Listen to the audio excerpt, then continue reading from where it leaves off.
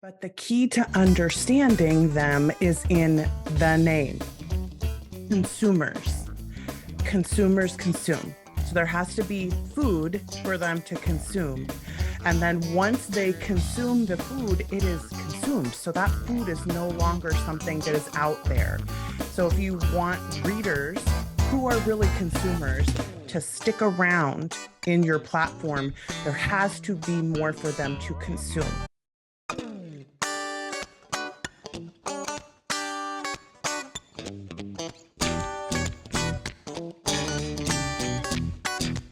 When we talk new rules of publishing, which is what we've been doing in this series, there is an element of, well, duh, Becca, which is sort of funny to me because I feel the well, duh on my own. And also, some of these rules have actually always been the rules on some level, but we have forgotten them or they seem to not be working in the way that they should. But again, as we've discussed in previous episodes, it's because the saturation of the market changes the rules a little bit. So when the market is not as saturated, you can get by with a different experience than you can when it's saturated. So when we talked in the last episode about how important it is to write a great book, and how the book is really the thing, some of this episode and then upcoming episodes are going to feel like, oh, right, we're just kind of returning to this model that we always knew was part of the experience. And some of us, especially those who are higher in strategic or futuristic or context in the Clifton Strengths metric, which is a success program for determining how you'll predictively be successful. Those of you who are higher in those strengths, which are all about patterns and seeing forward, some of you already know this, and so this will not be new. But because I do think it's important to talk about vertical platforms in the upcoming transition from the gold rush, which was the market is not saturated, to the golden age, which is okay, now the market is saturated, but there is still so much openness in the market. So for instance, when it was primarily New York publishing, there was a certain level of openness to the market, but it was not fully open. The creators did not have the ability to directly access the consumers. And now that we do, that should effectively be the golden age of publishing, where the consumers get to be the deciders. And the problem with the consumers being the deciders is we don't have the same problems that we used to have. When the blue water was around, when the markets weren't as saturated, the consumers only had the problem of, find me a good story. I need to find a good story. There isn't enough for me to read. Now there's too much to read. And so curation is going to become the sort of buzzword of the golden age. And that means we have the opportunity to not be as conscious of the rules around what readers should like, because again, that is a publishing and marketing decision. And it allows us to be also more direct to consumer, which again, that transition has been happening since publishing first became open to independent publishers. And so that's not a new thing. But what I want to talk about today is what is a vertical platform and what are the types of vertical platforms? Because when we talk about the openness of the market, there can often be a fear about, like when I talked about it in the very first video, there was some level of fear about, well, I don't want to be accessible to my audience. And I was like, okay, great. Let's talk about the different types then, because that should help some of that, alleviate some of that fear about what is coming. And I want to say at the very beginning of this video, the whole point of talking about this is to be able to be better decision makers about what we should and shouldn't be doing. I have been a success coach for a long time, since almost 2005. And the difference maker that you will often hear about what makes successful people successful are things like, oh, they woke up at 4 o'clock in the morning, or they do this specific morning routine, or there's a behavior somehow that these successful people behave in a certain way. but that's just not the case. Not that those people weren't successful, but that's not what made them successful. That's just a behavior that they're acting out of a mindset that they have. And that mindset in particular is that they are only interested in the things that are important to be interested in. So a lot of us are worried about a lot of stuff that we can't control, things that are not within our purview, things that are just not worth us worrying about. And the people who are the most successful are the ones who can very quickly make decisions that need to get made and who do not get caught up in, should I or shouldn't I be doing this? Like, should I or shouldn't I be doing this? They're very quickly moving on from, is this okay for me to do? And so just as a, for instance, one we often talk about on this QuitCast is the speed of writing. And the speed of writing has not been a predictor of success for a long time. Even in the gold rush, there were still plenty of people who were not writing fast, who were making quite a bit of money. And that was because they were giving the readers what the readers wanted, just on a different timeline than the people who were writing faster and giving the readers what the readers wanted. And the key is, what do the readers want? Because readers ultimately are consumers, and consumers want to consume things. But once they've consumed it, it is no longer consumable to them. So they need to move on and consume something else. So when we think about what that means to the market, then that in itself should be a decider about what is really important to worry about or not. Because ultimately, down the road, readers are never going to stop consuming stories, and they're never going to stop consuming news stories. And generally speaking, readers are not remembering that I read a book by you 5 years ago and I didn't like it, because if they didn't like the book, there's a good chance they didn't remember it, unless they didn't like it for like triggering reasons, in which case then yeah, they remember your name. But we worry so much about, if we don't do it right this particular time, that somehow that's going to ruin something for the market. And the upside of the saturation of the market is people will not remember. They could have read a book by you 5 years ago and not liked it, and they will still pick up a well-packaged, well-targeted book that you have written recently. So there is no level of me just not selling that is somehow going to be predictive of the future for me. There's always a chance to sell again. And this is part of why I think it's so important to do mindset shift work as an author, and why basically our entire platform has always been about mindset shift work. Because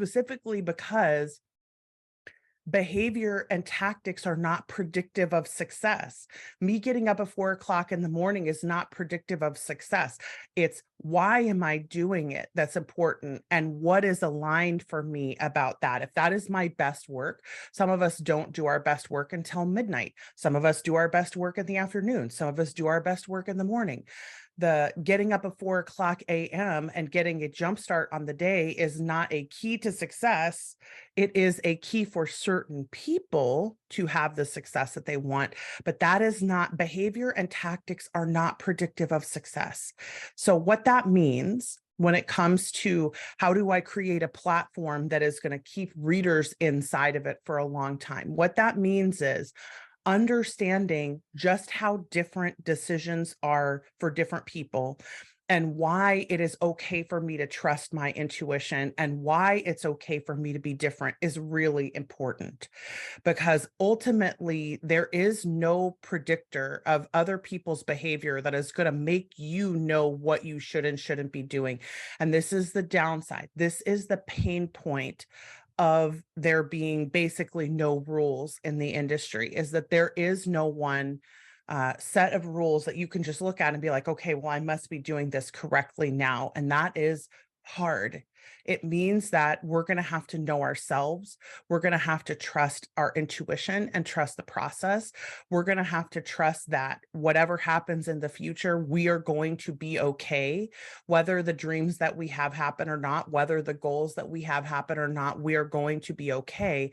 And it's okay for us to strive for those goals, and okay for us to be even obsessive sometimes about wanting to have the success that we want. Because if we don't get it, it, we're just going to pick ourselves up and we're going to try again. And if we don't manage to hit this particular time in the market, there's going to be another time in the market. It will come around again. And this whole tension that we feel in the market is gold rush thinking. It is, if we don't do it right now, it's never going to happen. Well, the saturated market is here. There's no longer the level of blue water that there used to be. And so we don't have to worry about doing it quickly. We now need to worry about doing it in the best way we can possibly do it, because that is the difference maker. And it's so hard to quantify, because it's not like I could say, well, here is the thing that the person behaved as, right? Like, well, here's the behavior that they accomplished. Here's the 4-step process or the 10-step process. No, it is, they found the thing that lit them up so much that it made them have a fire that wouldn't go out, that they wanted to make sure that this happened. And that's different for every single person. And that is, again, that's the pain point. But there's good news in all of that. And the good news is you are safe to be as committed to whatever structure that you want to accomplish. You are safe to make decisions in whatever way is intuitive for you, because there is no predictor of success that's behavioral or tactical. There is no predictor of success that is strategic. What's predictable is that I'm doing what only I can do. And if that means that I can write a book once a year, or I write a book once every 2 years, or I don't do social media, or I do only social media, or I don't run ads, or I do run ads, it does not matter tactically what you do. And I know people don't like hearing this, because they're like, well, now what do I do then? And what I want us to just think about for a second is that you already know intuitively what you want to do. You just think there's something wrong with you for wanting it. You think there's something wrong with you for wanting to write whatever you want. You think there's something wrong with you for wanting to write to market. You think there's something wrong with you for wanting to write a book every week or a book once a year. You know what is in you to do. And no matter how much you try to be like other people, you're always only going to be yourself. So I know that all of this is preamble, and I want to get into the content because I do think that understanding the different types of vertical platforms is one of the keys to being able to just let yourself do whatever it is that you're going to do. So think about this metaphor with me for a second of a reader as a consumer, or as a little Pac-Man style of, like they're eating. And what they're looking to consume is a story or a piece of content or something that entertains them, right? Like they're looking to continue to consume, because what happens when a reader reaches the end of a book? They pick up another book. What happens when they reach the end of a movie? They start another movie. And I don't mean right away, right? But that is what they want to do. They love reading. So the goal for them is to continue to find new things to consume. So when you have a saturated market, essentially you have all of these different avenues that the Pac-Man can go up. And when the Pac-Man goes up the avenue, the longer it stays in the avenue, the better it is at remembering that, oh, hey, that was a great avenue that I want to go up. But the problem is that once it goes up the avenue, then everything it has already consumed is now no longer new. It's no longer newly consumable. So you either have to make an intentional effort to have new content for them so that they'll continue to go back up into your vertical platform, or there has to be something else that keeps them coming back. And I do think that it isn't always new content, which should be helpful for some of us, because we can't create content fast enough to keep everyone in that vertical platform. But essentially, the vertical platform is every single one of us has this little alley that we have that has all the stuff that readers could potentially consume in our platform, including all of the content, right? Including newsletters and social media and books and lead magnets and different formats, and also including fan experiences and including fan discussions and including like everything that possibly and potentially relates to you or your world is a potential little piece of something that the Pac-Man can consume. If you think about the fact that in a saturated market, Pac-Man readers, reader consumers are on a horizontal track. Like they're going along looking for the new thing to consume, looking for the new alley to go up. And once they see something that they think looks really cool, they're going to go and try it out, especially if they have either a low barrier to entry. So there's either a like a lower price, or there is a really well packaged product for them at the beginning of that journey. But there's something about that alleyway that makes them want to go down that to consume everything that's related to that one initial product. So over time, more readers will stay in our vertical platforms if there's more for them to consume when they get in there. And in a saturated market, when the readers are on this horizontal journey looking for the next alleyway that they're going to go down, the Pac-Mans, I don't know Pac-Man well enough to know all of the terminology. I apologize. I was initially using forest fire analogy because I like the idea of the burned out trees. But then additionally, somebody also pointed out that readers often will reconsume things that they really love, which is in one of the particular types of vertical platforms. That part is really important. I changed the metaphor a little bit from the last discussion we had about this, just to make it a little more clear about what I mean when I say vertical platform. So the little reader consumer is consuming new things or old things that they really love. Or they are potentially creating content themselves about the things that they really love, right? But there's some level of constant consumption going on with these readers. And the reason that's so important to think about is that at any point when you are on your author journey, when you get readers that start to come into your little platform, your content alleyway, then the longer they can spend there, the better. And some of us are trying to bring readers into our alleyway because we just think that they're magically going to want to stay there.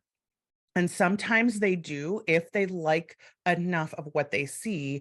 If you make them hungry enough, they're going to like leave a little memento, like sign up for your newsletter, or, subscribe to your Substacks or your Patreon, or follow you on a social media platform, or follow you somewhere, right? Like you want all of those potential hooks to be there for them if it's something that you want to include in your platform. But so I had to get that metaphor kind of explained at the beginning, because I want to talk about the three different types of different types of vertical platform. There are other types, but these are the three primary types that are going to be the most helpful for authors to think about when it comes to vertical platforms.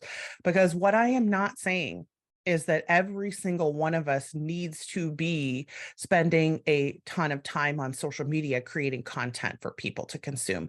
What I'm also not saying is that you have to write a book every week, because if you don't, then they won't stay in your alleyway. That's not what I'm saying. What I'm saying is, and that's why I had to do a little preamble at the beginning, every single one of us has a best version of ourselves as a writer that is going to create the best content that we can possibly create. And that is what I keep trying to do in all of these videos, is realigning us to where we are at our best, where we shine the most, where the readers have the best opportunity of getting what they need out of us, because not everybody wants the same thing out of a platform. So again, what I do not mean is that all vertical platforms should look the same. But what I do mean is that if you want to keep readers engaged in your platform long term, there has to be a reason for them to stay there. So let's talk about the three potential reasons that readers might stay in a vertical platform. So the three types of platforms are dependent on what the reason is that the readers are going to stick around for. The first one is it's all about the books. The second one is it's all about the person. The third one is it's all about the world. And yes, you can have a world that also has really good books. And yes, you can have a person that also has a really good world, but primarily there's going to be one version that is the best version for each of us to survive in. And this has to do with what it is that we want to create in our vertical platform. So when it's all about the books or the products, let's say, when it's all about the products, the product itself is doing some kind of meeting of the need. So whether you're writing nonfiction and it's about informing or helping or changing or transforming, or you're writing fiction and it's about entertaining or teaching or engaging or scaring or having emotions, whatever it is, right? There's something the reader is looking for in either entertainment or information about the product-driven platform. And a product-driven platform, it is so much better when readers either come in later to a product-driven platform when there is more product in that platform to consume. So for instance, in the Gold Rush days, there were some authors who were producing a book every month or a book every 3 weeks or 2 weeks. And they would have these giant catalogs where like a reader could come in and then they could just spend months sometimes reading all of the books in that platform. And because the books were all for the same reader, because the books aren't always in the same genre, but they are often for the same reader. So like the people who are writing paranormal women's fiction and paranormal romance and paranormal mystery, like generally speaking, those audiences were overlapping a fair amount, right? And so you would see someone who had a really big content-driven platform, product-driven platform, who is just allowing the readers to consume and consume and consume the books. Right. So that is a more common version of platform that came up during the Gold Rush, and those platforms still exist. So if you're a person who either writes content very quickly or you have a lot of content that readers can consume, that may be the type of platform that you will have. And in that case, you should be worrying. The book is paramount, right? Like the content itself is paramount. Everything else is a side quest to try to bring people into the platform new, create hooks for the readers to maybe stick around and engage in other parts of the content. But generally speaking, those platforms are so exciting for readers because they get to read a lot of books, right? If you only have 1 or 2 books out, you can still build a platform like that. You just want to make sure that the book itself, again, this is the last video, that the book itself is doing such a good job of meeting the reader expectation and such a good job of lighting you up if you're an evergreen archetype, but such a good job of whatever it is that's keeping the readers in that place, that we want to work more on the content of the books and on making sure the books are doing the job that they're there to do, right? So that's that sort of vertical platform. An awful lot of us are going to be creating those kinds of vertical platforms, the content driven, the product driven, even if we are not writing necessarily in exactly the same genre, but we are writing for basically the same reader so that the reader can come in and they can read all of our sci-fi and or fantasy related books, or they can read all of our mystery and or thriller related books, right? That kind of vertical product driven platform is much more common in this industry. What is not as needed when you do this, like this particular version, is a huge amount of social media presence that's focused on you as a person. It's also likely not necessary to have a huge amount of newsletter content that's focused on you as a person. And this is a really comfortable platform for a lot of us who are introverted because it allows us to focus more of our time on the books and on engaging people in the content. The downside of this platform is that if you don't have the right hooks to get the readers in to the alleyway where all of your platform exists yet, like if you don't have the right highly advertisable, highly conversion oriented books that are leading people into your platform, then you don't want to do a lot of investing in other things that are going to keep people in your platform. Because the more you do a lot of investing in things like audio and translations and Patreon and all of those things, it's is that the best use of my time and money question?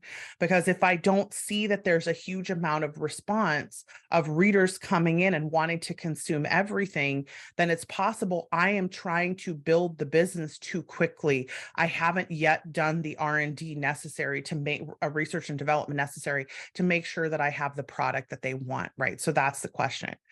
The second type is the person. So it is more common for people who are really good at social media, who are really good at producing personal content about either themselves or about their connection to their characters or their connection to their world. And this person tends to be really blue strength dominant, or yellow strength dominant, where there's something that is driving them to make their platform about themselves.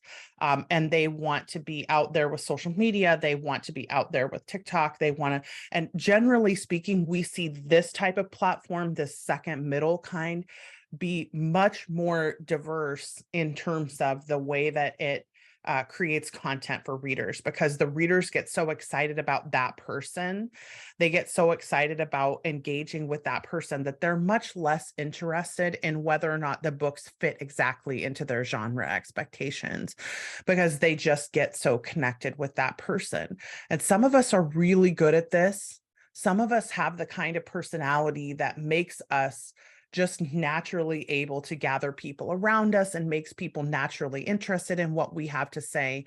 And a lot of us who are not like this, when we hear the word vertical platform, we get really scared because we think what Becca's saying is you have to be with your readers all the time. You have to be accessible to them. You have to talk about yourself all the time.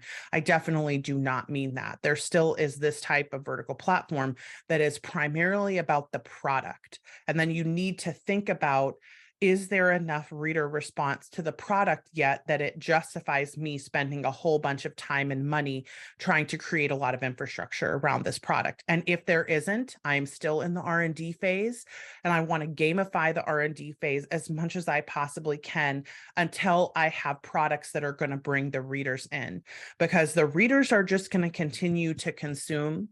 And if they don't get what they want out of our platform, they're going to move on to somebody else's. The good news about that is just because they've moved on doesn't mean that they will never come back. It doesn't mean you've lost your shot. It doesn't mean, et cetera. Like, it doesn't mean any of those things. It just means it wasn't today. It could be tomorrow. It could be next month, next year, whatever. But there's something that isn't working yet that's still out of alignment. And it might be the type of books you're choosing to write. It might be how you're going about trying to write to trend or write to market instead of writing what is innately in you to write. It might be that you're trying to write the book of your heart when you're actually a drafter and need to be writing to trend. It's everyone is so different. This is why we do so much coaching. But again, I'm trying to be helpful to everybody. So let's keep going.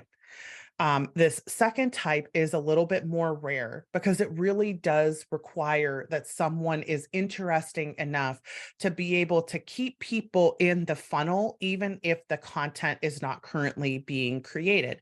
And it also costs a lot of time to create content that is about the person, whether it is them talking about what they're doing in their everyday life or about what they're writing. It might be about the book process. It might be about their traveling. It might be about their family or their pets. It might be about their hobbies. But generally speaking, this middle type of vertical platform is the thing that we constantly are being told we have to have, that is just working against so many of us who are introverted and don't want to have to do that thing, right? So I need us to understand there is a platform that's all about the product, but then you have to have a product that will sell to readers. It has to be packaged well. It has to draw them into the platform. And then you have to have a way to collect them so that they can keep coming back when there's new stuff, right?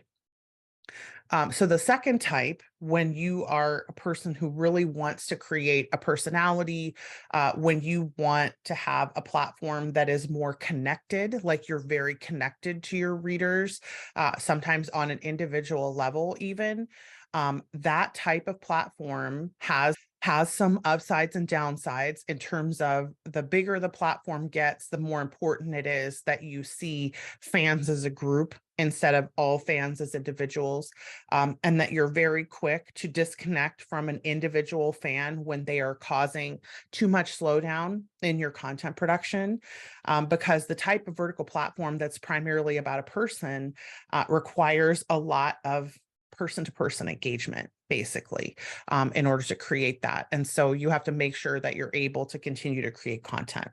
And again, often the books are entertaining and they're a lot of fun for people. Often the readers are fans of the books as well, but they're primarily fans of the person.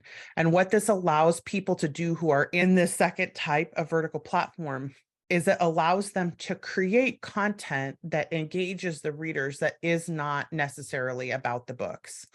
It might be ancillary, it might be in an ancillary way about the books, but the primary engagement is about the person. And when I see people who are really good at this, they often are also slower to produce books because there's so much about their individual personality that is wrapped up in their platform. And they often have, it's so funny, so often they have platforms that are named after themselves as well. And again, I'm thinking of a couple of specific people, and their books are really excellent. So the books are also part of the platform. It's not that you don't have to have books. It's that the personality of the person is what's driving the platform. And that means that you're either going to eventually have to have people who can be the brand, like other people who can speak as the brand in the same way that the person would have spoken as the brand, or it's going to always require individual attention. Like, again, not on an individual person by person basis, but it's going to require some kind of individual attention because it's very personality driven. The upsides, though, of this, and I think this is maybe the most important, is that many of the people who want to create a platform like this are not fast writers.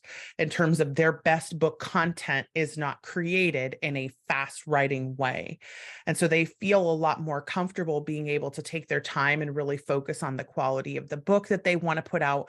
And if they're evergreens, they're focusing on making it the book that lights them up and they want to write. And if they're drafters, they're focusing around the following the trend or making the book exactly what the trend wants, right? So there is this element of once I see that people are consuming me and they like me or they're connected to me, then I just need to know that it's going to be my job to maintain those connections, right? And then my presence and my content can be some of the thing that creates more engagement with the readers. The cool part about that is usually anything that you do, like if you release something that's like, hey, I'm giving away something that I used to own or something like that, right? Like there's a lot of personal connection with readers in these platforms.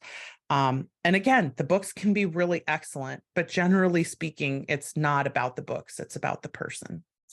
And the third type is the world. And a lot of people, especially those of us who grew up reading fantasy and reading science fiction, urban fantasy, paranormal, right? Like we have a desire to make our platforms about the world. And we want to do things like make trading cards and have a tabletop game.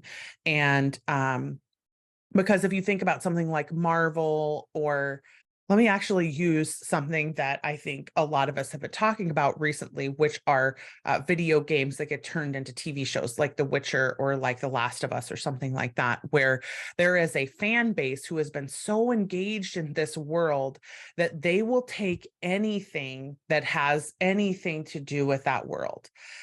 similar to how the person, right, like the person in the second platform, like if you put your name on something and you are this type of person, they're going to be really excited about it. They're just going to follow after and want to do that.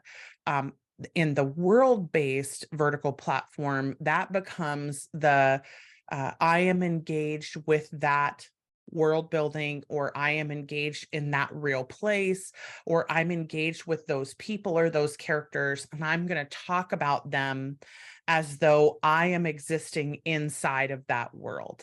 And the upside of creating a world like that, because you can have an engaging world in either of the other two. It doesn't have to be just there's only engaging worlds of platform 3. No, this is about, could you build a platform around this world? You have to think of things like, again, like Marvel or like The Witcher, something that is so engaging that fans are going to be creating content around it for themselves. And you're going to be able to create more and more content for them.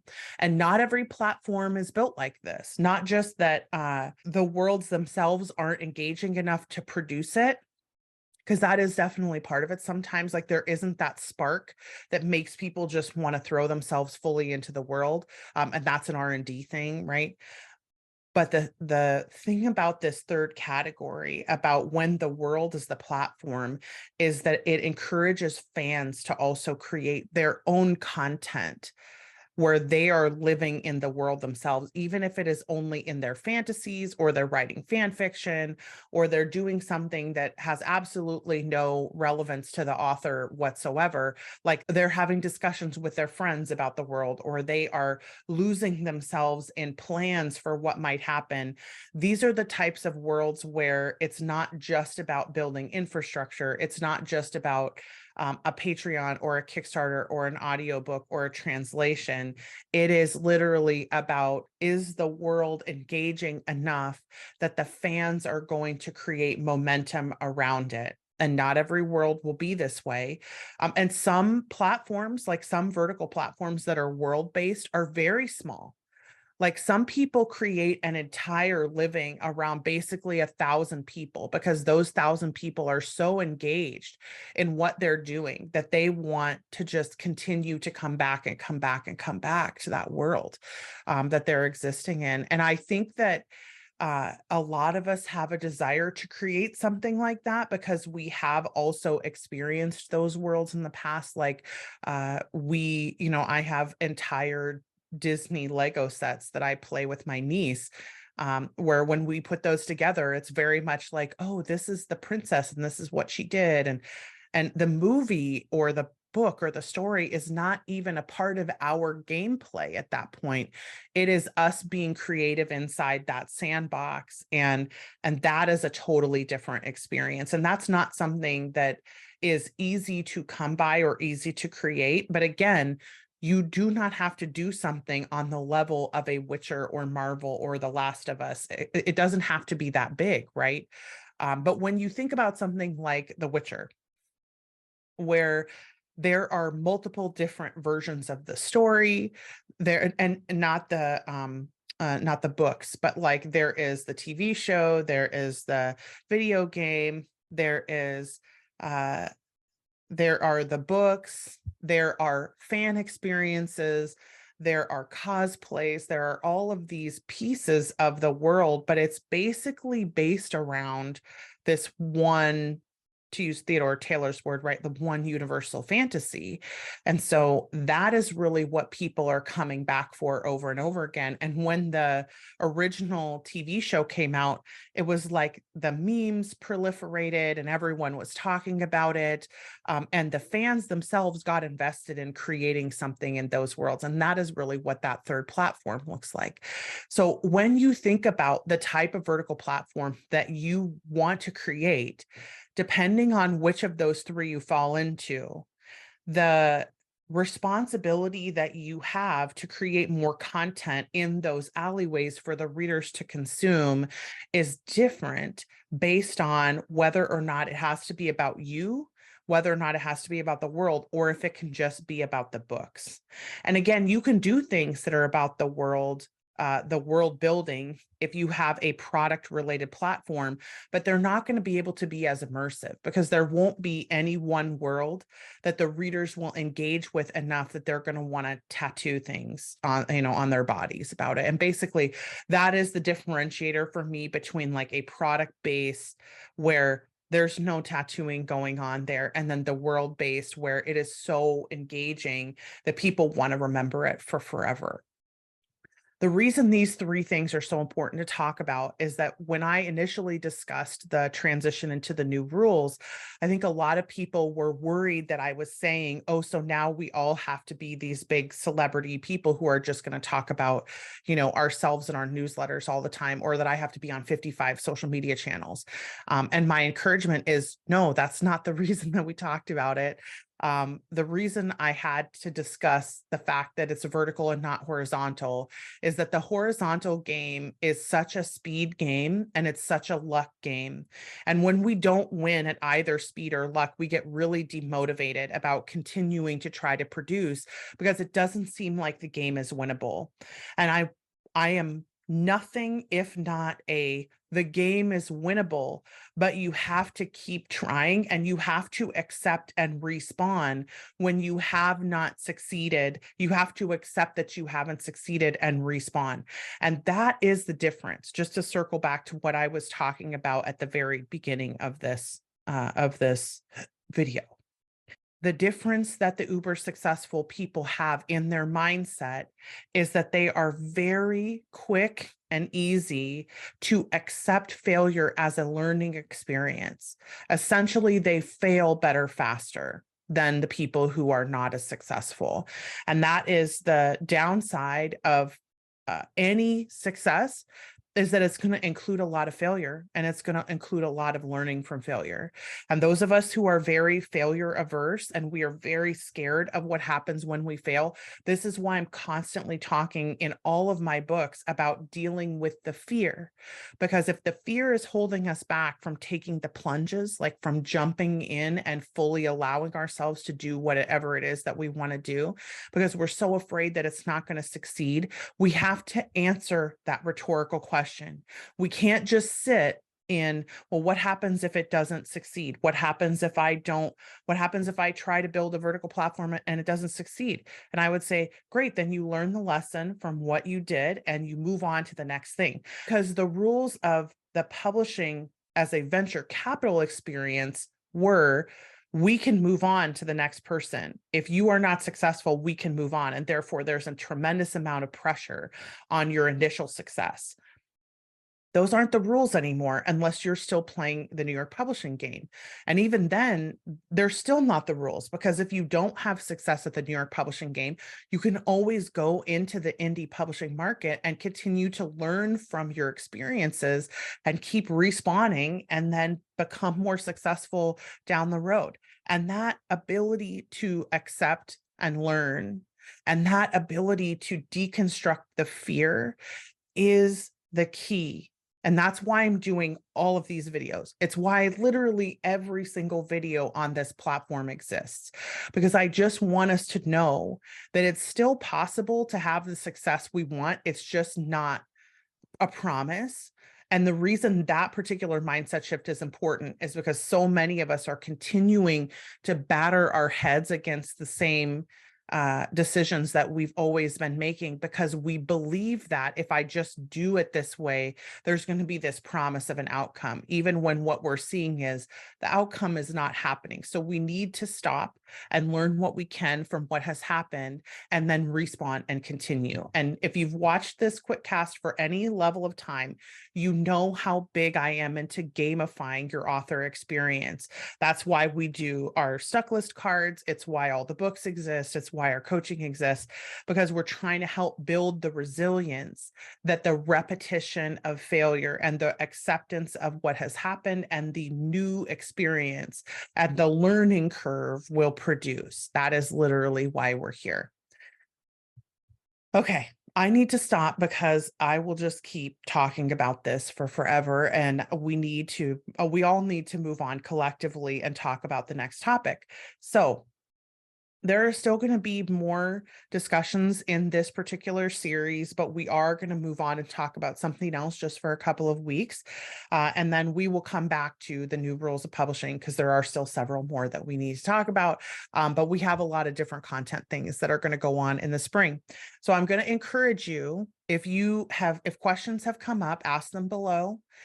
If you have any deeper questions, consider joining our newsletter and submitting the questions to the Dear Becca column, which every week on the newsletter, I take a question that someone has asked, either that they've submitted or that we've come across on the YouTube, and I write a coaching response to that question every week. It goes out on Mondays. And the Dear Becca newsletter is a great way if you cannot afford coaching and you still have a question. It's a great way to get a question answered. We also, if you can't afford coaching, do our monthly live coaching every month on our Crowdcast channel. We do it every month. And you can submit questions ahead of time on that link, and you can join us there. And I think we keep the last month's worth live until we post the next one, and then we erase those old ones. But you can come and join us live. And we hope that you will also hit the subscribe button if you're not already subscribed. I would assume that you have already hit it if you're still here at like minute 50 into this podcast, but I did not expect this to be this long. I definitely didn't expect the podcast to be this long. And so I hope that this has been helpful for everyone. And again, please ask if you do have questions. Please make sure to join the newsletter if you want to see the coaching letters. And we will see you all on the next QuitCast. Thanks, everybody. Bye.